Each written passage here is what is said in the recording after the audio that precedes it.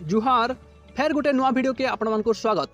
विश्व सबुनु बड़ खेल प्रतियोगिता ओलंपिक गेम्स 2024 रे पेरिस रे होछि। भारत संगे संगे 200 नु अधिका देश इ खेल थी शामिल होइछन। हमर भारत रु 116 जन खिलाड़ी भिन्न भिन्न खेल थी पार्टिसिपेट करिछन।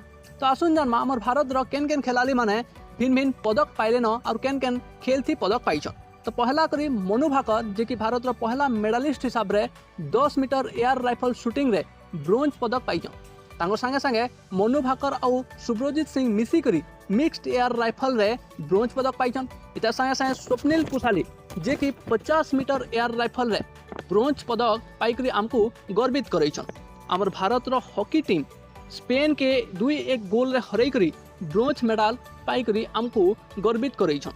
आर जने हमर भारत रो गर्व गौरव जे कि नीरज चोपड़ा जैवलिन थ्रो रे रौप्य पदक पाइकरी हमर भारत के गर्वित करैछन। तांको संगे संगे हमर भारत रो ना के आट के ऊंचा करैछन।